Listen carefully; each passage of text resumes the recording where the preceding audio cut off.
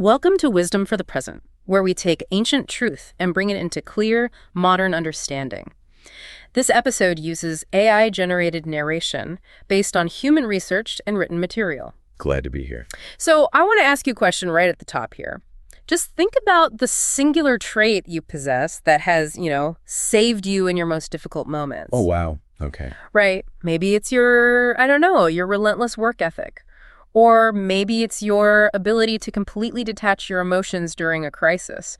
Or maybe it's your absolute unbending adherence to the truth no matter who it offends. Those are all, generally speaking, pretty highly praised traits. Exactly. But now I want you to imagine a scenario where that exact trait, your greatest strength, the very thing that basically makes you the hero of your own story, becomes the precise mechanism that utterly destroys your life.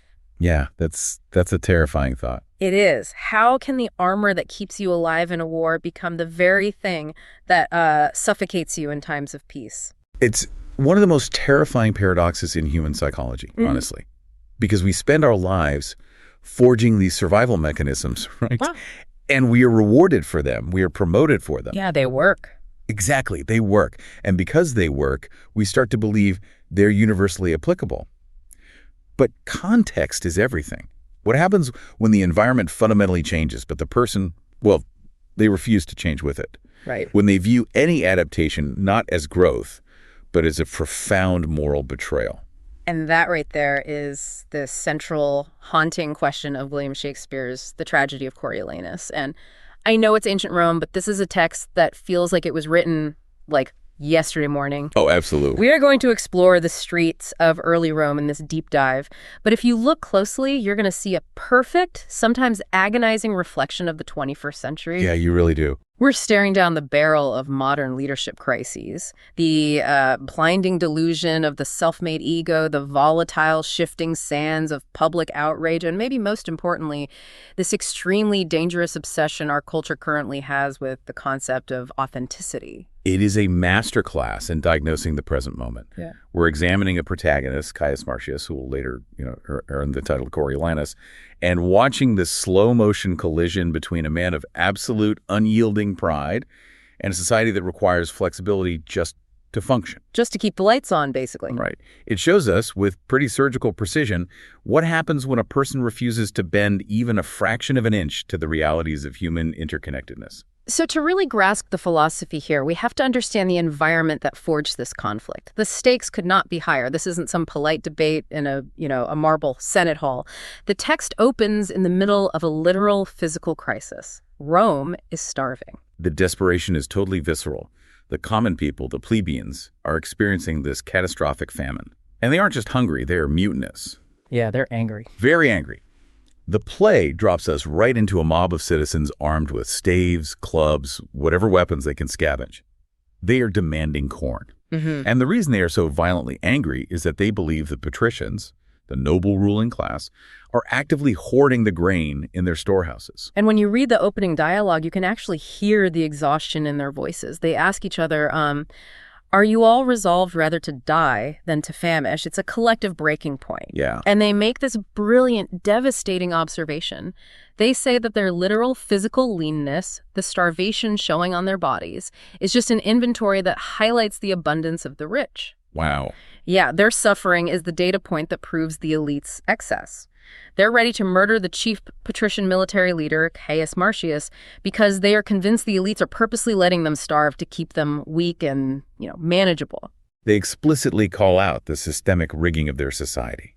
They talk about edicts for usury that support the rich and piercing statutes that chain up the poor.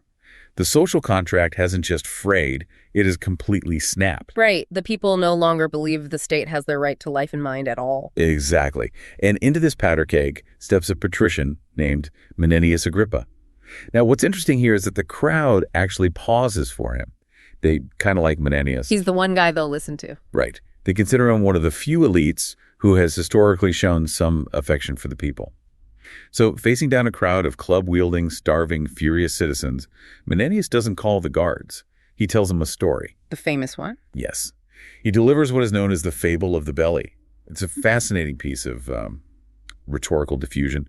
Menenius says to the mob, Imagine a time when all the various members of the human body decided to rebel against the belly. The head, the eye, the heart, the arms, the legs, they all looked at the stomach, sitting right there in the middle of the body, and they grew resentful. They accused the belly of being idle and inactive, of just sitting there hoarding all the food while the rest of the body was doing all the actual labor. Which, I mean, makes sense from the arm's perspective. Sure. But according to Menenius, the belly smiles at this accusation. It replies that, yes, it receives the food first, but it serves as the storehouse and the shop for the entire organism. Right. It processes that raw material and sends the nourishment out through the rivers of the blood, to the heart, to the brain, to every single nerve. Without the belly processing and distributing the resources, the arms couldn't lift and the eyes couldn't see. And then he turns it on them. He does. Menenius looks at this starving crowd and delivers the punchline. He says, "The senators of Rome are this good belly, and you, the mutinous members." Basically telling them, you don't understand the macroeconomics here. Exactly. He is telling them that the Senate's administration, their councils, their overarching management of the state, is the invisible mechanism that actually provides any public benefit the people receive. He even singles out the lead rioter, the loudest guy in the mob, and calls him the great toe of the assembly. The great toe. Yeah, the lowest, basest part that just runs blindly forward to win some immediate selfish advantage without understanding the whole system. Okay, I have to stop right here because I read this scene and my immediate reaction is highly skeptical. Oh, really? Yeah. I want you to picture this. You are standing in a dusty street. Your children are crying because they haven't eaten in days. You know for a fact that the grain silos just down the road are bursting with food controlled by the Senate. Okay, setting the scene. Right. And this wealthy, well-fed politician comes down and says, actually, you're just the big toe of Rome, and our hoarding of wealth is the digestive system that keeps you alive. You see it as manipulation. I totally do. I see Menenius as the ultimate modern corporate crisis PR executive. Oh, that's an interesting angle. Right. Imagine a massive corporation today. They just laid off 10,000 line workers to artificially inflate the stock price. The CEO just took a $50 million bonus, and the PR director is standing at a press conference saying, listen, the CEO is the belly of this corporation. His wealth trickles down to nourish all of you in the form of overall market stability. I see what you mean. It feels like highly sophisticated, top-down propaganda designed entirely to gaslight starving people into dropping their weapons. That is a very sharp, very modern read on this situation. And, you aren't wrong to feel that friction. Menenius is using abstract systemic logic to pacify immediate, visceral, physical suffering. Right. He is arguing that the macro system is functioning exactly as it should, even if you, the micro component of the foot, are currently experiencing extreme pain. Now, you can view this as profound systemic wisdom about how complex societies operate, or you could view it as a cynical weaponization of logic to maintain the status quo. Exactly. It's the ultimate trickle-down defense. Yeah. But here is the critical point. Whether it is genuine wisdom or manipulative propaganda, in that specific moment, it works. It stalls the riot. It does. It gets the people to pause and engage their brains rather than their clubs.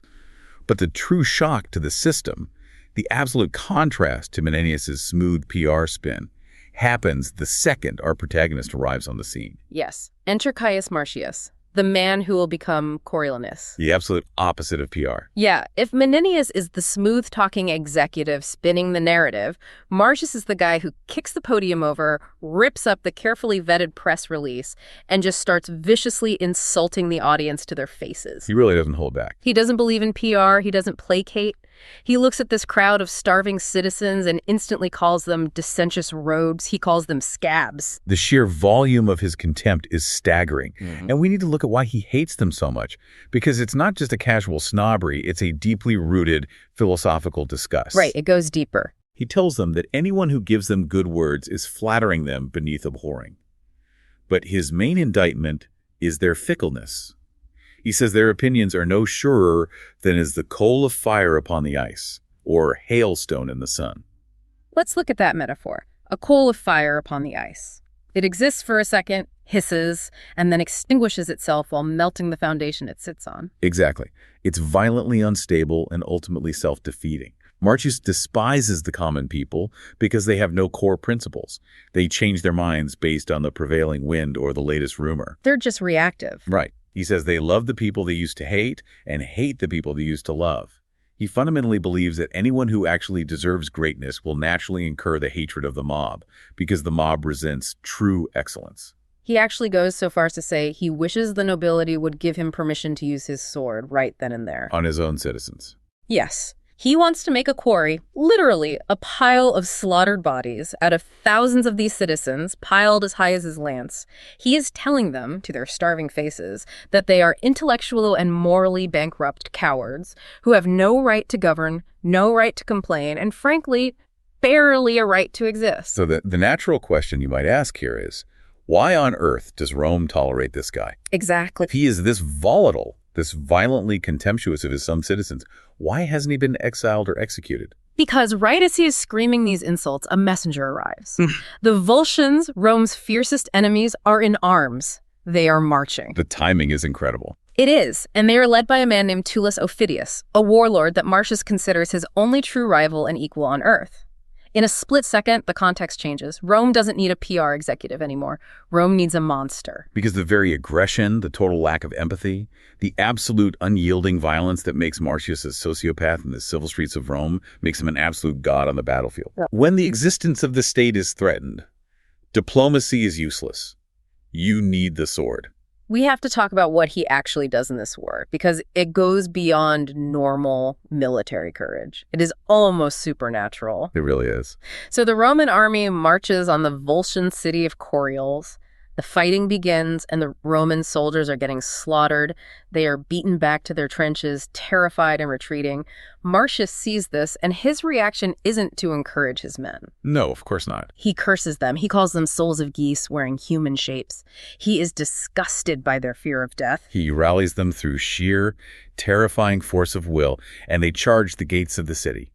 And this is the defining mythic moment of his life. The gates of Coriolanus open. Marcius rushes in, fighting wildly, and then the gates slam shut behind him. He is locked inside the walls of the enemy city, completely and entirely alone. Which is insane. The rest of the Roman army just stops. They look at the closed gates and literally say, well, he's dead. No one could survive that. They write him off. But then the gates open again, and Marcius emerges. The text describes him as a thing of blood. He is covered from head to toe in gore, hacking his way back out. Like a one-man army. He is functioning as a one-man siege engine. He doesn't even stop to catch his breath. He finds out that another Roman general, Cominius, is engaged in a tough fight nearby. Marcius refuses to rest. He refuses to let anyone even wipe the blood off his face. Just immediately on to the next fight. He marches directly into the next battle and turns the tide there as well. And when the dust finally settles and the war is won, General Cominius tries to honor him, which, is standard military procedure. He offers Marcius a tenth of all the treasure and spoils they captured from the city, a massive fortune. Right. But Marcius flat out refuses it. He says he cannot make his heart consent to take a bribe to pay his sword. He didn't do it for money. He do it because it is his nature to do it. Cominius then tries to offer him public praise, to recount his deeds in front of the army. Marcius hates this even more. He says, I'd rather have my wounds to heal again than hear say how I got them. He just despises it. He views public flattery as a kind of contamination. So since he won't take money and he won't take praise, Cominius gives him the oaken garland, a crown of leaves awarded for saving a Roman citizen's life in battle, and gives him a new honorary title. Because he single-handedly conquered the city of Coriolanus, he will forever be known as Coriolanus. Which brings us to the crux of the entire narrative and the dilemma that translates so powerfully into our modern lives. Coriolanus has won the war. He has achieved the ultimate pinnacle of military heroism. Yes. But the war is over. Now he has to take off the blood-soaked armor, return home to Rome, and become a politician. The Senate wants to make him consul, the highest political office in the Republic. And here's where the X-ray machine of simple binary logic completely breaks down. Because the skills that just saved Rome are the exact skills that are about to tear Rome apart. We're looking at the absolute existential danger of absolutism. Right. Break that down for us. Why is absolutism so dangerous here? Because Coriolanus operates entirely in absolutes. In war, that is the ideal state of mind. You want a commander who will not yield a single inch, who views the world entirely in binary terms. Victory or death, strength or weakness, loyalty or treason. Right. There's no gray area. Exactly. But peace is not binary. A functional civil society cannot operate on absolutes. Society, by its very definition, is an exercise in yielding. It requires diplomacy, the tolerance of ambiguity, the building of consensus among people you might fundamentally disagree with. And this brings us to a conflict that I guarantee every single person listening to this has experienced or witnessed in their own life. It is the conflict between authenticity and arrogance. Coriolanus refuses to pander. He refuses to play the political game. To become consul, the political tradition of Rome dictates a very specific ritual. Coriolanus must put on the gown of humility, which is a simple, coarse, unadorned garment. Like putting on a potato sack. Pretty much. He must go down to the public marketplace, stand before the common citizens he despises, show them the physical scars on his body, and humbly beg for their voices, their votes. And the very thought of this makes him physically ill. He calls it a part that he shall blush in acting. He literally says to the Senate, "You might as well ask me to strip naked." It's humiliating to him. Totally. He says, "To brag unto them, thus I did, and thus. Show them the unaching scars which I should hide, as if I had received them for the hire of their breath only." He views this civic ritual not as a duty to the Republic, but as a prostitution of his personal honor. He believes that his actions, his literal shedding of blood for the state, should be the only resume he needs. Right. He believes the work should speak entirely for itself without requiring a marketing campaign or a performance of false humility. I want to pull this directly into the 21st century. Imagine you have a brilliantly talented software engineer or an incredible artist or a top-tier medical researcher. They write flawless code, they paint masterpieces, they publish groundbreaking data, but they absolutely stubbornly refuse to do any networking. They won't attend industry conferences. They refuse to optimize their LinkedIn profile or go on a podcast to discuss their work or speak politely to the marketing department. Because they view all of that as playing the game. Exactly. They say, "My code is perfect. My art is profound. If people can't see the value of the work itself, I'm not going to cheapen it by begging for their attention like a dancing monkey." They view self-promotion as inherently dirty. Yes. Or even just adapting their communication style to fit a corporate culture. They wrap themselves in this shield and say, "I'm just being authentic. I'm not going to fake it." And that raises a deeply uncomfortable question for all of us. When does authenticity become a weapon of arrogance? Coriolanus isn't just being true to his internal moral compass. He is displaying a profound, systemic contempt for the social fabric that connects him to other human beings. He doesn't just want to be authentic. He wants to be completely unaccountable to the community. He wants the supreme power of the consulship, but he refuses to participate in the ritual that acknowledges that his power is derived from the consent of the people. He wants the authority of the system without having to respect the humanity of the people in the system. But we can't just call him a narcissist and move on. We have to look at the architecture of his psychology. Where does this paralyzing rigidity come from? He wasn't born hating the concept of compromise. No, he was built to hate it. Yeah. And to understand that, we have to introduce his mother, Volumnia. Ah, yes. Volumnia. She is one of the most terrifyingly influential figures in all of literature. When you look at her dialogue, she doesn't just act like a mother, she acts like a military engineer. She does. She tells him directly, "Thou art my warrior. I hope to frame thee." She literally says she helped build him, frame him like a structure or a weapon. There is a chilling story she tells early on. When Coriolanus was just a boy, tender and young, the only son she had, instead of protecting him, she sent him to a cruel war so he could find honor. That's intense. She says to her daughter-in-law, who is crying because Coriolanus is in danger, that she rejoiced more in hearing that her son was severely wounded in battle than she would in knowing he was perfectly safe at home. She programmed him from infancy for violence, for emotional detachment, and for absolute, unyielding aristocratic pride. She forged him in fire to be a hammer. Right. But now the political landscape has changed. Now she wants him to be consul. And so the mother who built a hammer is suddenly demanding that he acts like a scalpel. She tells him to go to the marketplace and uses words like tactical maneuvers to trick the people. She basically tells him to put on a mask. She says, "I would dissemble with my nature where my fortunes and my friends at stake required I should do so in honor." She is giving him permission to lie. She's saying, "I know I taught you never to bend, but right now you need to bend to win." And Coriolanus looks at this woman, the creator of his entire moral universe, the woman who hardwired him for absolute truth and martial violence, and he sees her demand for political compromise as a devastating violation of his core code. It creates a cognitive dissonance that he cannot process. He says to her, "I will not do't, lest I surcease to honor mine own truth, and by my body's action, Teach my mind a most inherent baseness.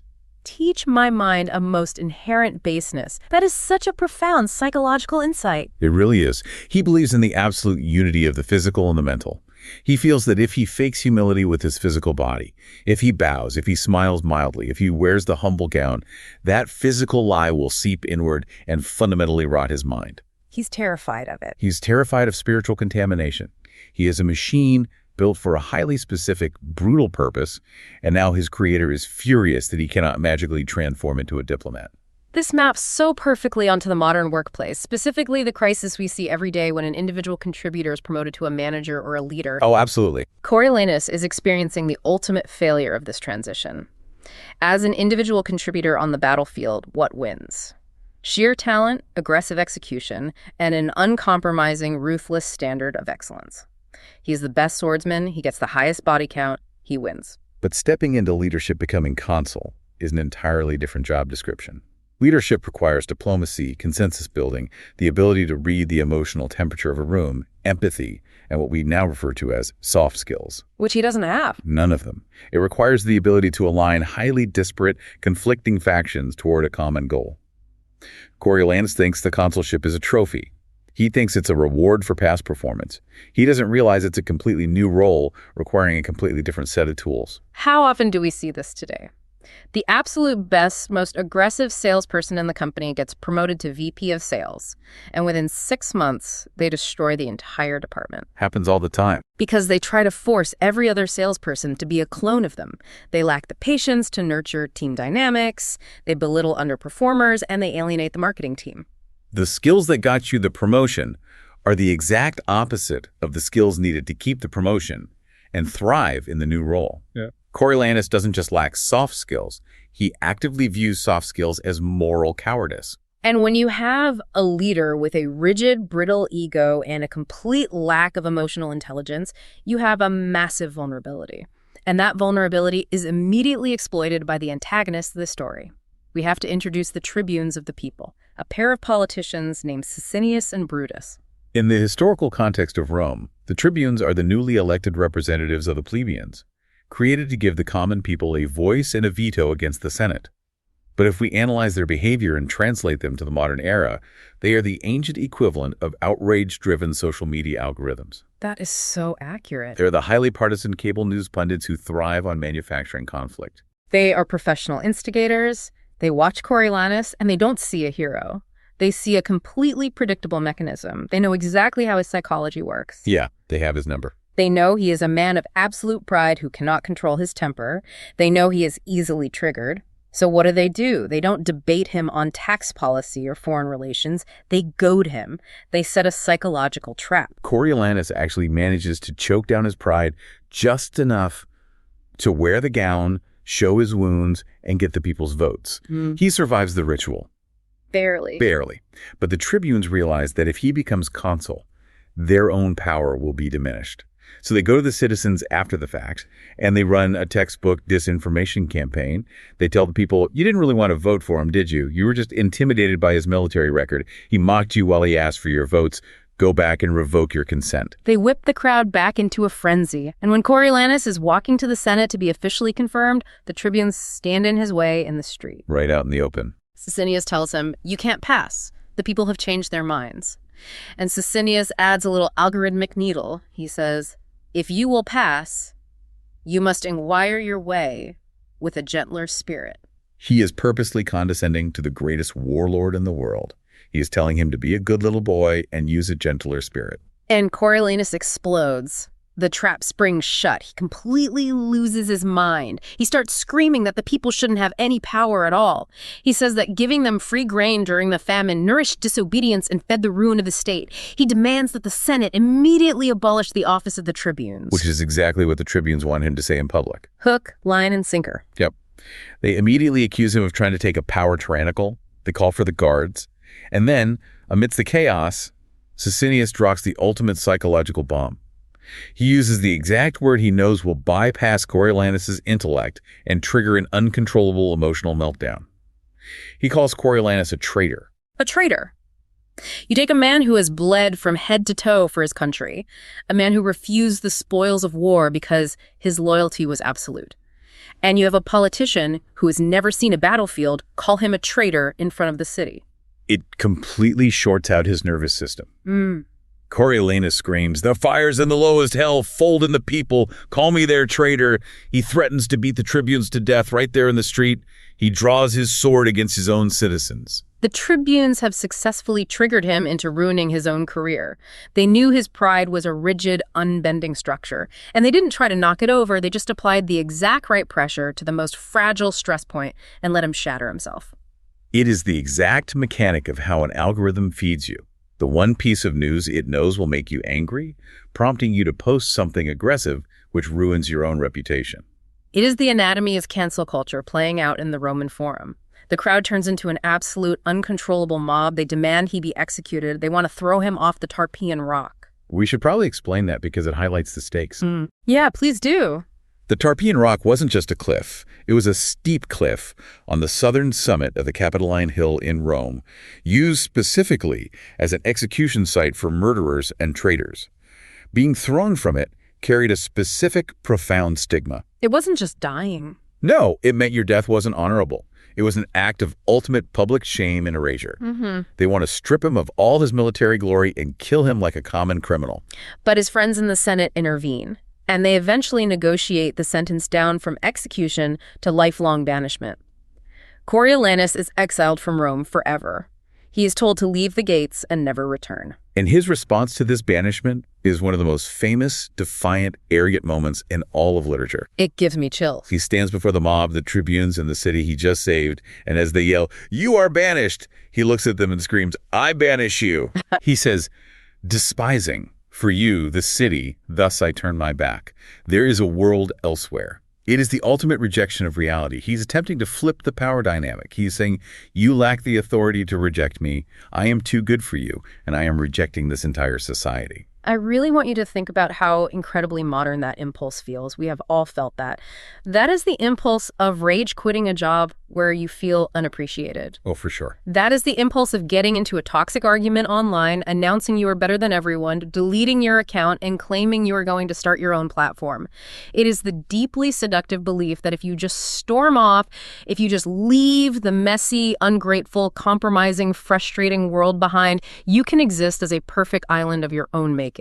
There's a world elsewhere. It's so tempting. How many times have you wanted to yell, "I banish you," to a toxic workplace, or a frustrating family dynamic, or a political system that disgusts you? It is a profound fantasy, the fantasy of the totally self-sufficient ego. But the brilliance of this text is that it doesn't let him get away with it. It forces the listener to confront the catastrophic reality of that fantasy. Which brings us to the most difficult part of analyzing this play, the obstacles to our own growth. Right. Because if we want to extract real wisdom here, we have to sit with the parts of this text that are deeply uncomfortable, and there are many. Let's face the biggest one head on. Modern audiences really struggle with Coriolanus because of his elitism. He is unashamedly, viciously classist. He doesn't just disagree with the common people on policy. He thinks they are biologically and morally subhuman. Yeah, he calls them measles. He mocks their breath. He calls them garlic eaters. He believes in a strict, unyielding, aristocratic hierarchy where the strong rule and the weak submit. And we live in a society that, at least conceptually, idolizes egalitarianism. We want our heroes to be men and women of the people. We want them to fight for the underdog. When we watch a movie, we want the elite soldier to side with the starving peasants against the corrupt king. Coriolanus offends our deepest democratic sensibilities. But I want to challenge you, the listener, to sit with that discomfort. Why do we demand that ancient texts or even modern stories perfectly reflect our current political values in order for the characters to be compelling? How do we handle a narrative where the most noble, courageous, uncorruptible character is also a total snob? It's complex. Because if we just dismiss Coriolanus as a bad guy, we lose the entire warning of the tragedy. Exactly. Furthermore, we have to maintain absolute political neutrality when analyzing the class conflict in this play, because the text itself is completely neutral in its condemnation. The play is uncomfortable precisely because absolutely no one is entirely in the right. It holds a relentless mirror up to all forms of political and social failure. That is so true. The masses are not painted as innocent, noble victims. They are completely fickle, prone to mob violence, and easily manipulated. The patricians are not noble, stoic guardians of the state. They are hoarding food while people starve to protect their economic leverage. And the tribunes. And the tribunes, yeah, the supposed champions of the people, are cynical, manipulative liars who care far more about maintaining their own political influence than they do about the stability of the republic. We are not here to take a side between populism and elitism because the play shows both devolving into tyranny. What we are observing is the systemic collapse that occurs when trust evaporates completely from a society. When there is no shared reality, no baseline of mutual respect, everything devolves into a raw power struggle. And within that power struggle, we have to look closely at Coriolanus' repugnance of compromise. We talked about authenticity earlier. Modern society tells us constantly, live your truth, never compromise who you are. If they can't handle you at your worst, they don't deserve your best. Right, it's everywhere. Coriolanus is the ultimate avatar of that mindset. He would literally rather die than act fake. But the text challenges us. Is his refusal to compromise actually noble? Or is it just a selfish, narcissistic refusal to participate in the messy, necessary reality of human community? That is the pivotal question. Is his authenticity a virtue, or is it a shield for his ego? And the play answers that question in its final, devastating act. This is where we must apply wisdom with discernment. We have to sift the enduring truth from the flaws of the characters. We can't just agree with him. We cannot blindly endorse Coriolanus' commitment to his truth, because that commitment leads him to commit the ultimate sin against his own values. He commits treason. Let's track what happens after he yells, "I banish you." He leaves Rome. He says there's a world elsewhere, so where does he go? He doesn't go find a peaceful farm in the countryside to live out his days in quiet stoicism. No, he's a soldier. He is entirely defined by conflict. So he goes directly to Antium, the capital city of the Volscians. He goes to the house of his mortal enemy, Tullus Aufidius. He walks into Aufidius's house in disguise. He reveals himself, and he delivers a chilling speech. He says, "My name is Caius Marcius. The cruelty and envy of the people, permitted by our dastard nobles, have devoured the rest."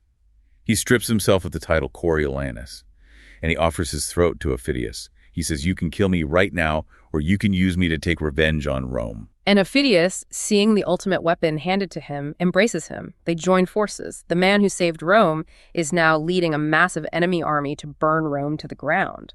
This is the illusion of independence crashing into reality. The world elsewhere. Right. Coriolanus thought he could just exist apart from society. He tries to operate, as the text brilliantly puts it, as if a man were author of himself and knew no other kin. As if a man were author of himself. That is the core delusion of the play, and it is a profound psychological insight into the human condition. Yeah. No one is the author of themselves. We're all connected. We do not invent ourselves in a vacuum. We are constructed by our families, our culture, our language, our mentors, and yes, even our enemies. The idea of the purely self-made man is an arrogant myth. Coriolanus tries to sever all ties and become a pure, isolated force of revenge. He tries to become a machine. And he almost succeeds. The Volscian army marches on Rome, and the Romans are terrified. They know they have no military commander who can stop him, so they try diplomacy. They send his best friend, his former general Cominius, to beg for mercy. Doesn't work. Coriolanus refuses to even acknowledge his old friend. Cominius comes back and reports that Coriolanus was like a stone. He said Coriolanus was a kind of nothing, titleless, till he had forged himself a name in the fire of burning Rome. Then they send Menenius, the old politician with the fable of the belly. Menenius was like a surrogate father to Coriolanus. Menenius is absolutely certain he can reach him through their shared history and affection. He thinks he's special. But Coriolanus turns him away coldly. He hands him a written paper and says, "Wife, mother, child, I know not. My affairs are servanted to others." He is desperately trying to maintain the armor. But then comes the breaking point. This is widely considered one of the most powerful, emotionally complex scenes in all of Shakespeare. Coriolanus is camped outside the gates of Rome. He is ready to give the order to slaughter everyone inside. And out from the city gates walks a procession of women in mourning clothes. It is his wife, Virgilia, his young son, and his mother, Volumnia. He sees them coming, and you can literally hear the internal programming fighting against his innate humanity. He mutters to himself, "I'll never be such a gosling to obey instinct, but stand as if a man were author of himself." He is trying so hard to keep the emotional armor on, He knows that if he feels anything, his entire absolutist worldview will collapse. Valonia approaches him, and she doesn't just argue politics. She brings the full, crushing weight of his entire existence to bear on him. She reminds him of his legacy. She points out that if he destroys Rome, he destroys his wife, his child, and the mother who bore him. It's devastating. His name will be dogged with curses forever. He will be remembered not as a hero, but as a monster who devoured his own womb. And then comes the visual that finally shatters him. Volumnia, the proudest, most unyielding, violently aristocratic woman in Rome, the woman who taught him from birth never to submit to anyone, dropped to her knees in the dirt before him. Wow. She says, "Let us shame him with our knees." She, his wife, and his child all kneel in the dust at the feet of a foreign invader. The psychological weight of that visual for Coriolanus is unbearable. It breaks him. He cannot sustain the illusion of independence when he is staring directly at the people who hope to frame him. He reaches out, takes his mother by the hand, and there's this long, agonizing silence. And then he says, "Oh, mother, mother, what have you done? Behold, the heavens do ope, the gods look down, and this unnatural scene they laugh at. Oh, my mother, mother, oh, you have won a happy victory to Rome, but for your son, believe it, oh, believe it, most dangerously you have with him prevailed, if not most mortal to him." It is the moment of tragic recognition. He finally realizes his interconnectedness. He realizes that he cannot escape his humanity, his love for his family, or his ties to Rome. But the profound, heartbreaking tragedy of the play is that he realizes his humanity only at the exact moment it ensures his destruction. Right. By yielding, by sparing Rome and agreeing to a peace treaty, he breaks his vow to Aufidius and the Volscians. He knows that taking off his armor and recovering his humanity is a literal death sentence. And it is. He returns to the Volscian city of Antium with the peace treaty. Aufidius has been waiting for this. He has been looking for an excuse to eliminate his rival. And how does Aufidius do it? He uses the exact same playbook that tribunes used in Rome. He bypasses the intellect and goes straight for the emotional trigger. Standing in front of the Volscian lords, Aufidius accuses Coriolanus of betraying them. He calls him a traitor, and then he twists the knife. He looks at this towering warlord and calls him a boy of tears. Boy of tears. It's so incredibly calculated. It is lethal. Name not the god, thou boy of tears. Yeah. He attacks Coriolanus' masculinity, his maturity, and weaponizes the emotional breakdown he just had with his mother. He reduces the great warrior to a crying child clinging to his mother's skirt. And Coriolanus, who had literally just learned the profound value of yielding and compromise, instantly forgets the lesson. His absolutist pride flares up like a supernova. He screams, "Measureless liar! Boy!" False hound, like an eagle in a dovecote. "I fluttered her Volscians and Coriols, alone I did it. Boy!" He just can't handle it. He reminds a room full of armed Volscians that he slaughtered their people in the past. It is political suicide. The crowd riots, and the Volscian conspirators draw their swords and tear him to pieces right there in the marketplace. It is devastating. True wisdom is realizing our interconnectedness before it requires our destruction. He learned how to be human, he learned how to yield, but he learned it too late to survive it. So how do we take this massive, tragic, ancient story and turn it into something you can actually use tomorrow morning? We need to derive some highly specific, actionable practices from this text, woven into how we live our daily lives. I want to start by looking at how easily Coriolanus was manipulated. How do we map our own vulnerabilities so we don't end up screaming in the metaphorical marketplace? We have to identify our trigger words. Yeah. This is what we can call the boy of tears reflection. We just watched a man get played twice by enemies who simply bypassed his formidable intellect and poked his deepest insecurities. Yeah. The tribunes used the word traitor. Aufidius used the word boy. They didn't have to defeat him in combat. They just had to hand him the shovel to dig his own grave. So the question for you, the listener, is, what are your trigger words? What is the specific phrase, the unfair accusation, or even the tone of voice that makes you instantly abandon your strategy, lose your temper, and act completely against your own best interests? Is it a boss calling your project micromanaged? Or a colleague questioning your work ethic? Is it a family member using that specific condescending tone they've used since you were a teenager? If you do not intimately know your own triggers, you are handing the remote control of your emotional state to your enemies, to algorithms, or even just to careless people around you. Coriolanus let inferior men control his actions because he never audited his own ego. So what's the practice? The practice here is to map those triggers in peacetime. Write them down. Acknowledge them. If you know that being called unprofessional makes your blood boil, Recognize it, so that when someone eventually uses that word, instead of reacting blindly, you can recognize the tactic. You can build a pause, even just a 3-second pause, between the stimulus of the insult and your reaction. That pause is where your freedom and your survival lie. I love that. I want to shift to the second practice, which revolves around that incredibly uncomfortable ritual Coriolanus refused to participate in. The gown of humility. The potato sack. The potato sack, exactly. He refused to wear the simple gown and show his wounds to the citizens because he thought it was degrading. How do we differentiate between compromising our core morals, which we shouldn't do, and compromising our ego, which we absolutely must do to survive and thrive in a society? You have to audit your own resistance to the unglamorous aspects of your life and career. Look at your current professional or personal goals.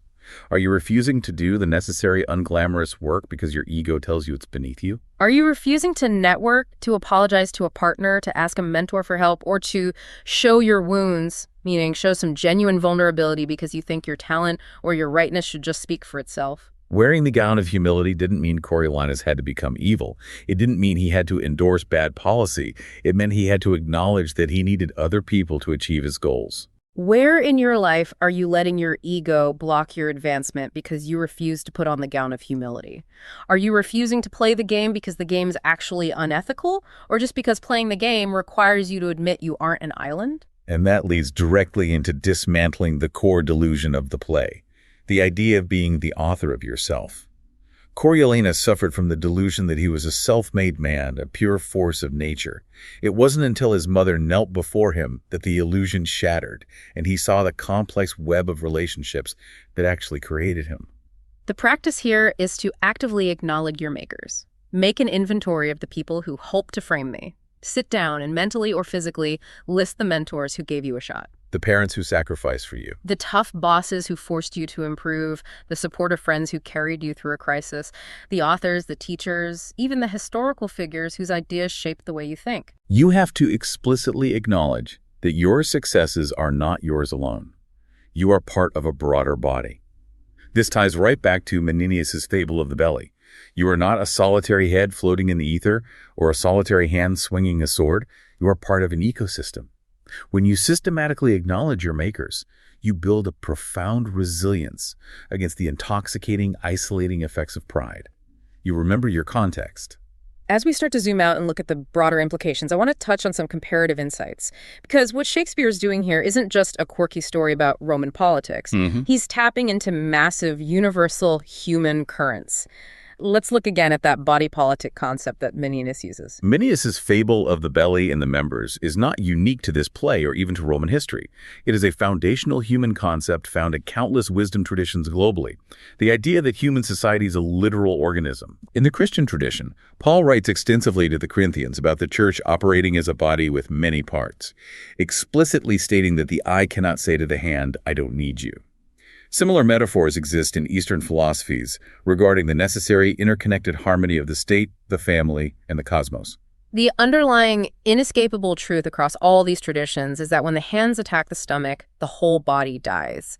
It's a universal warning against hyper-individualism and factionalism. Exactly. And this applies just as much to a modern corporate ecosystem or a local school board or a family unit as it does to a nation state. If the sales department decides to go to war with the engineering department to prove who is more valuable, the company dies. You cannot destroy the belly and expect the hands to thrive. And secondly, we have to recognize Coriolanus as one of the purest archetypes of the tragic flaw. The Greeks called it hamartia. In popular culture, we often think of a tragic flaw as a secret weakness like kryptonite or a hidden vice. But true hamartia is much more devastating. Your tragic flaw is almost always your greatest strength, weaponized against yourself by a change in circumstance. The very unyielding nature that made him a savior in the absolute binary of war made him a terror in the nuanced reality of peace. It's a universal warning to all of us. The psychological armor you build to survive your greatest battles, maybe it's emotional detachment you learned during a traumatic childhood, maybe it's hypervigilance, maybe it's a relentless, punishing work ethic that got you out of poverty. That armor will become a prison that suffocates you in peacetime unless you learn how to take it off. If you do not learn to transition from the battlefield of your past to the community of your present, your greatest virtue will become your ultimate undoing. The world requires flexibility, It requires the gown of humility. It requires you to know when to put the sword down and listen. Okay, let's bring it all together. We started by asking how your greatest strength could become your destruction. Coriolanus wanted the world to be simple. He wanted friend and enemy, strong and weak, absolute truth and absolute lies. He wanted to be the author of himself. But the world is not simple. The world is the messy, demanding, frustrating, compromising marketplace of Rome. The enduring wisdom of this text isn't a command to be weak. It's not telling you to surrender your core values or become a manipulative politician. Right. It's recognizing that true strength isn't just the ability to swing a sword or stand entirely alone. True strength is having the power to destroy, but the profound wisdom to yield. It's the strength to recognize that you are part of a body and that your authenticity means absolutely nothing if it isolates you from your own humanity. So as you go back into your life, ask yourself, are you building a life where you are trying to be the author of yourself, heading for a tragic, inevitable breaking point?